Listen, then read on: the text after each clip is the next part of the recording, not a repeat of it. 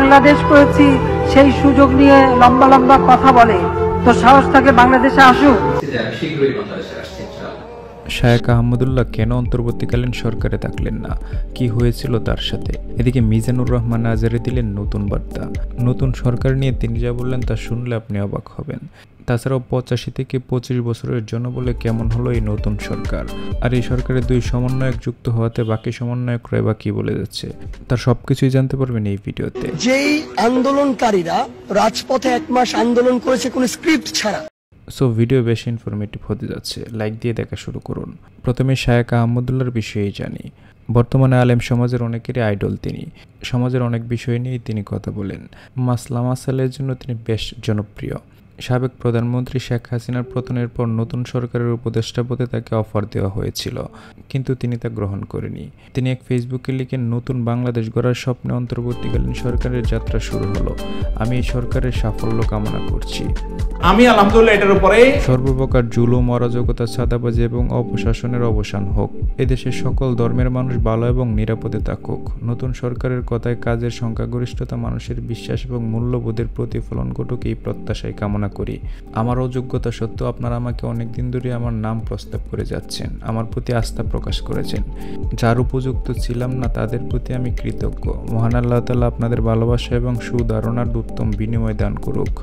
নতুন সরকারের কাছে মানুষের প্রত্যাশা অনেক বেশি, তার কতটুকু তারা পূরণ করতে পারবে সেটা সময়ই বলে দেবে। তবে দোয়া করি প্রিয় মাতৃভূমি ভালো থাকুক, নিরাপদে থাকুক আমাদের জীবন, সম্পদ এবং দিন ইমান। এবার আসি মিজানুর রহমান আজহারি। সবাইকে শুকরিয়া জানাতে চেয়েছেন যে শায়েখ আপনি কবে আসবেন। আমি আপনাদেরকে এতটুকু নিশ্চিত করছি যে আমি শীঘ্রই বাংলাদেশে আসছি ইনশাআল্লাহ। যাকে নতুন করে পরিচয় করিয়ে দেওয়ার কিচ্ছু নেই। তিনি বাংলাদেশ এবং মালয়েশিয়াতে ব্যাপক জনপ্রিয়। বর্তমানে তিনি মালয়েশিয়াতেই অবস্থান করছেন। ছাত্র আন্দোলনের শুরু থেকে তিনি ছাত্রদের পক্ষেই ছিলেন এবং রাষ্ট্র সংস্কারে অনেকগুলো পোস্ট করে গেছেন তিনি। এবার তিনি ঘোষণা দিলেন বাংলাদেশে আসার। খুব শীঘ্রই তিনি বাংলাদেশে ল্যান্ড করবেন, আর তাকে এক নজর দেখার জন্য হাজারো মানুষ অপেক্ষায়। এবার আসি নতুন সরকারের কাছে। এই সরকারের চমক হিসেবে রয়েছে 2 ছাত্র নেতা, এক নাহিদ এবং দ্বিতীয় আসিফ মাহমুদ। এখন কথা হলো বাকি সমন্বয়করা তাকে কেমনভাবে নিল, এতে কি তারা বাঘ হয়ে যেতে পারে কিনা তা নিয়ে উঠেছে প্রশ্ন। অনেকেই মনে করে যাচ্ছে তারা তো অনেকজন একসাথে আন্দোলন করেছে, তাহলে তার 2 জন কেন সরকারে গেল? তা নিয়ে কেউ কেউ বলে যাচ্ছে সবাই তো আর সরকার গঠন করতে পারবে না, 2 জনকে যোগ্য মনে হয়েছে তাই 2 জনকে দিয়েছে। এ নিয়ে তাদের মধ্যে কোনো ঝামেলা হওয়ার কথা না।